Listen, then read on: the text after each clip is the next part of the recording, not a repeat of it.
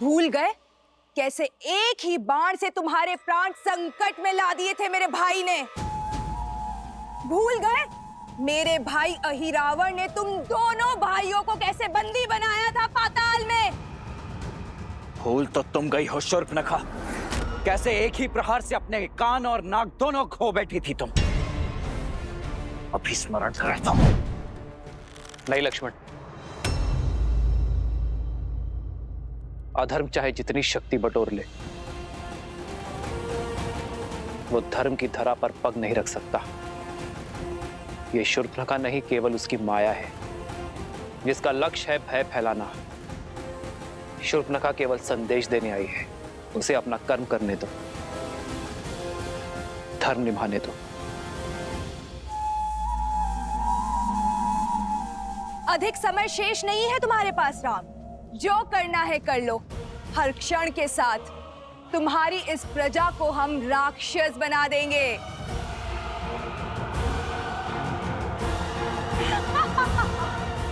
तुम्हारा कार्य पूर्ण हुआ शूर्पणखा, तुम्हारा संदेश मुझे मिल गया है। अब इस वृद्धा की देह को छोड़ दो। और हां, रामराज्य में ना भय की छाया होगी और ना ही अवगुणों की माया। जाकर कह देना भास्कर्ण से, मैं स्वयं अपनी सेना लेकर आऊंगा, और यदि उसके छल में बल है तो वो मेरे निर्दोष अयोध्या वासियों को और हानि नहीं पहुंचाएगा।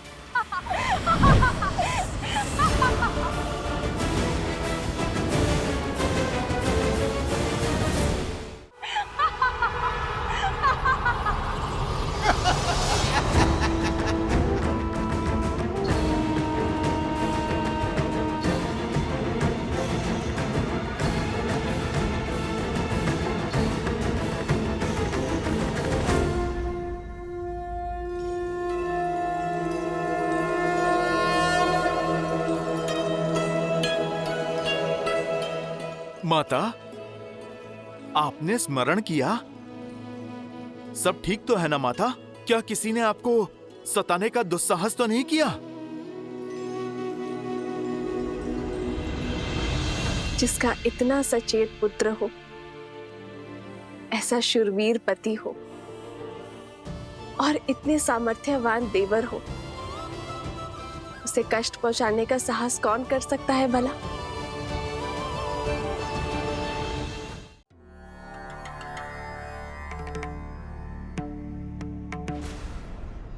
सहस्त्रमुख,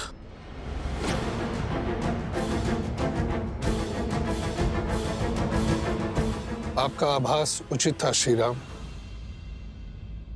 भास्कर्ण वो आसुरी शक्ति नहीं है जिसकी चिंता हमें घेरे हुई थी। आपकी चिंता का विषय सहस्त्रमुख रावण था। हाँ ऋषिवर, समझ रहा हूं कि उसकी काली छाया प्रवेश कर चुकी है। ये वो असुरी शक्ति है जो बाहर से नहीं भीतर से प्रहार करती है। लोक अपवाद और असंतोष उसके अस्त्र हैं। हमें अयोध्या को सहस्त्रमुख रावण के इन अस्त्रों से बचाने की आवश्यकता है।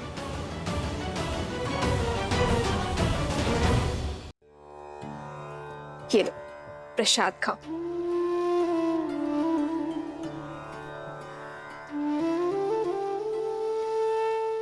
तुमने केवल मुख से ही माता नहीं कहा हनुमान, मन से भी माना है।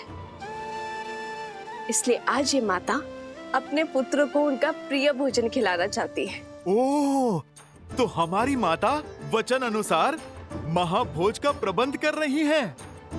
अद्भुत! मैं अभी जाकर वानर सेना को बताता हूँ। वो सब भी आपके हाथों से भोजन खाने के लिए आतुर है माता। अभी जाता हूँ। हनुमान, मेरे प्रश्न का उत्तर तो देते जाओ। कौन सा प्रश्न माते? यही कि तुम्हारे और तुम्हारी वानर सेना के लिए ऐसा क्या भोजन बनाऊं जिससे तुम्हारा पेट भी भर जाए और मन भी।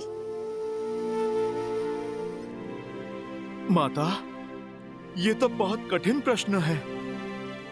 वो क्या है ना, वानरों को भोजन तो बहुत प्रिय होता है, और यदि आपके इन हाथों से मिले, वो तो अमृत है। अद्भुत।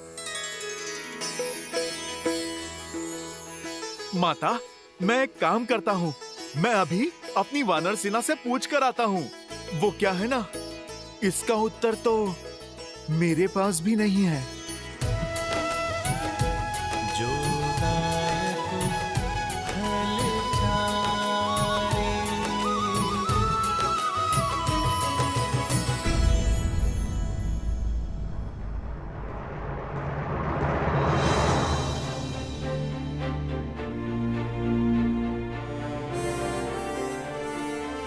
ना हमारा शत्रु सरल है और ना ही उससे ये युद्ध सरल होगा। इस युद्ध को जीतने के लिए बल से अधिक बुद्धि का प्रयोग करना होगा। शत्रु की शक्ति का भान हमें लेना होगा। किंतु महाराज, हम शस्त्र से लड़ सकते हैं, माया से नहीं। मुझे आज्ञा दीजिए भैया। वन में आने को मायावियों को धराशायी करने का अनुभव है मुझे। इन्हें भी परास्त करने का कोई ना कोई मार्ग अवश्य ढूंढ ही लूंगा मैं। लक्ष्मण, वन में आए संकट और प्रजा में छाए आतंक में अंतर होता है। सर्वप्रथम हमें इस बात का ध्यान रखना होगा कि हमारी प्रजा आतंकित ना हो।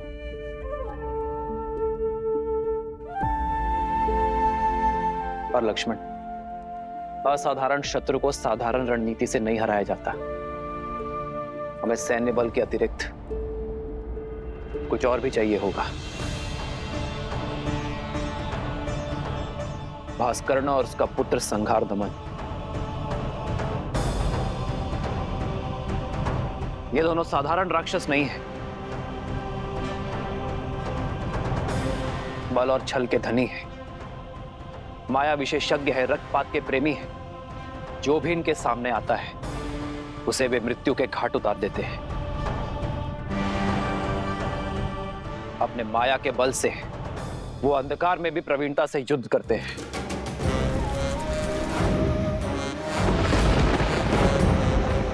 ब्रह्मदेव के वरदान अनुसार भास्करण को न धरती पर मारा जा सकता है, न जल में और न ही आकाश में। भास्करण का पुत्र संघार दमन, जिसमें सहस्त्रों बैलों का बल है, जिसके सानिध्य में आठों दिशाएं, सागर का बवंडर और चक्रवात है।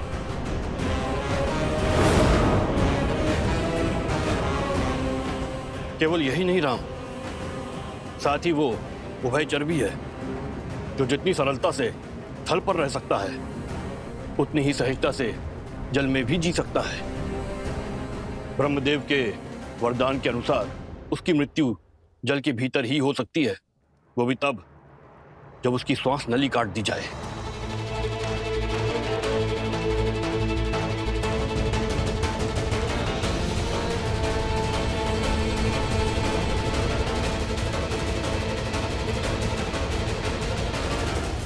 मित्र, वानर सेना सज्ज है।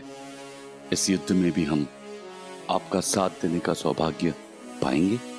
हाँ प्रभु, इस धर्म युद्ध में हम आपके साथ हैं। आप बस आदेश दीजिए। यह आदेश का नहीं, विदा देने का समय है मित्र। मेरी वानर सेना वनवास में राम और लक्ष्मण की ढाल बनी, किंतु अब यह युद्ध केवल अयोध्या का है। आप सब अतिथि हैं। अपने परिवार के साथ महाभोज का आनंद लीजिए और आनंद होकर किष्किंधा लौटिए। महास्वराज्य की स्थापना करना ही आपका उद्देश्य है मित्र। यह युद्ध अयोध्या के राजा राम का है और इसे लड़ने का दायित्व मेरा है।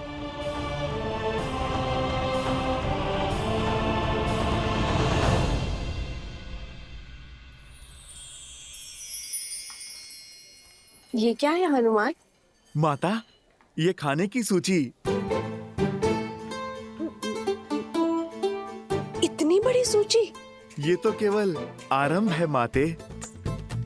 सूची तो बहुत लंबी है। माता, आप भोजन खिलाकर हमारे तन और मन को तृप्त करना चाहती है ना? आपने मेरी सहायता मांगी तो लीजिए, मैं सूची ले आया। माता, निभा दिया मैंने अपना कर्तव्य।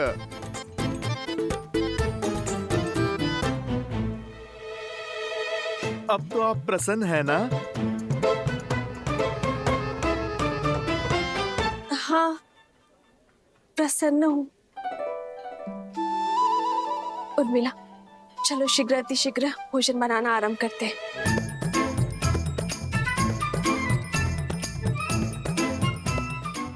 समझ नहीं आता पहले क्या बनाए दीदी, आरंभ कहाँ से करें? ना ही इस दुविधा का अंत दिखाई दे रहा और ना ही इस सूची का। आप इतनी सारी चीजें कैसे बनाओगे? वचन से बंधी हूं ना, पीछे नहीं हटूंगी। चलो।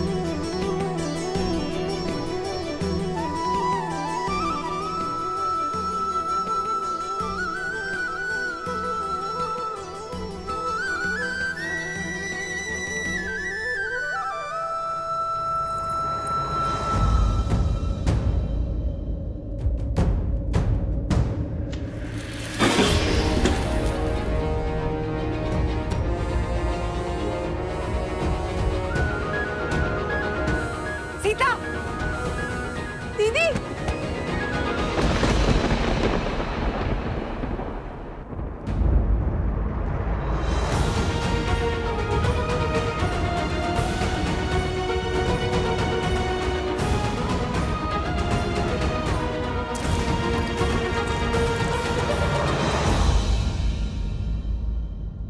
यदि हमें शत्रु के बल का पूरा ज्ञान हो जाए तो समझो ये युद्ध हमने आधा जीत लिया है।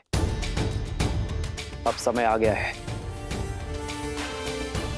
कि अपनी शक्ति को इस प्रकार सज्ज करें कि हमारा शत्रु अचंभित हो जाए। हमें उपयुक्त शस्त्रों को खोजना होगा। प्रभु, प्रभु, प्रभु, वो माता सीता, प्रभु।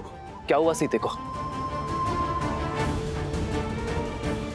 क्या हुआ सीता को? बोलो हनुमान। प्रभु, वो माता सीता मूर्छित हो गई हैं।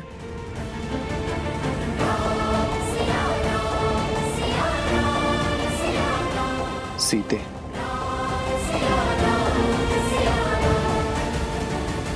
वैद्य जी, मेरी चित्त की व्याकुलता को मिटाइए। बताइए क्या हुआ है सीता को? चित्त में चिंता नहीं, आनंद को भर ले राजमाता। इस तरह पर शीघ्र ही श्री राम के उत्तराधिकारी के नन्हे नन्हे पग पड़ेंगे।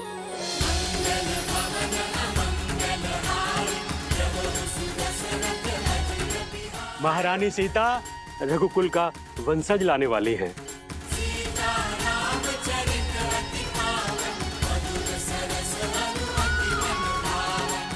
सच? मेरे राम की संतान आने वाली है। आपको कोटि कोटि धन्यवाद।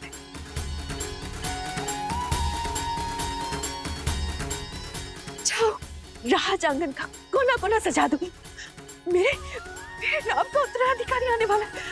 अयोध्या में उत्सव का शंखनाद होना चाहिए और न बधाई गीतों का नाद बजना चाहिए। जाओ जाओ, जल्दी जाओ जाओ। मेरे राम का पुत्र आने वाला है। क्या तुमने सुना? हमारे राम की संतान आने वाली है।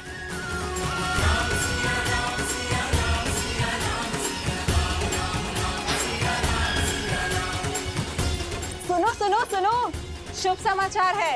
महारानी सीता माँ बनने वाली है। महारानी सीता माँ बनने वाली है।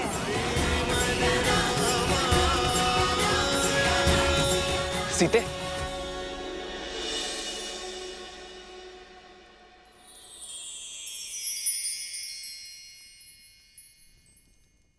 सीते, क्या माँ? सीते, पुत्र को पिता बनने की बहुत बहुत बधाई। मंगल भवन अमंगल हारी, द्रवहु सुदशरथ अजिर बिहारी। राम सिया राम जय जय राम।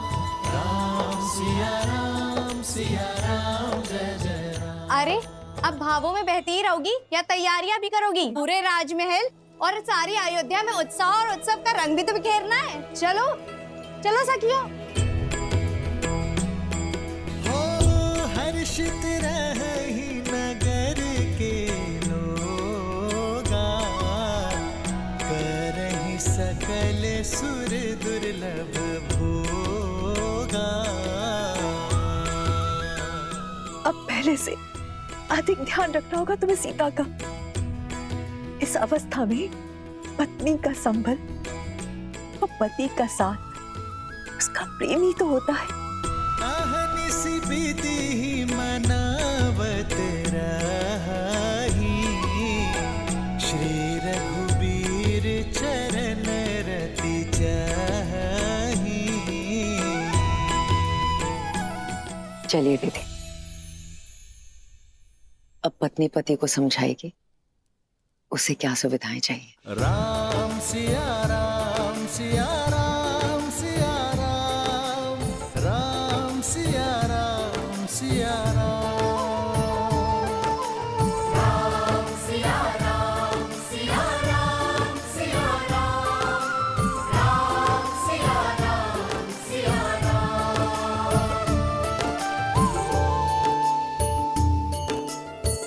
जन्म जन्म का है ये संगम, राम रतन सीता वैभव धन। सच मांडवी, हम चाचा बनने वाले हैं। भरत भैया, हम चाचा बनने वाले हैं। हाँ लक्ष्मण, अब आएगा आनंद। अब अपने भतीजे के साथ मैं संसार भ्रमण पर निकलूंगा। नहीं नहीं नहीं, वो तुम्हारे साथ रहेगा ना तो विवाद करना सीख जाएगा। मेरा भतीजा तो अपने भरत चाचा का मित्र होगा। भरत भैया, बधाई हो। बधाई हो लक्ष्मण, बधाई हो। आज महाराज दशरथ होते तो राम की संतान का समाचार पाकर फूले नहीं समाते।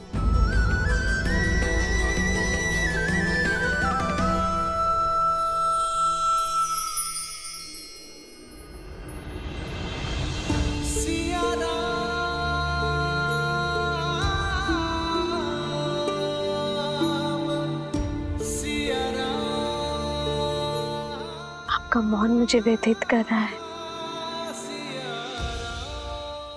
क्या आप प्रसन्न नहीं है? प्रसन्नता तो इतनी है कि मेरे शरीर के कण कण में भर गई है सीते। शब्दों को बाहर निकलने का स्थान ही नहीं बचा। पिताश्री की प्रसन्नता का आज आभास हुआ मुझे। अपनी संतान के प्रति उनके प्रेम का भान हुआ। जब पिता बनने का आभास होना इतना मधुर है तो पिता बन जाना कितना सुंदर होगा।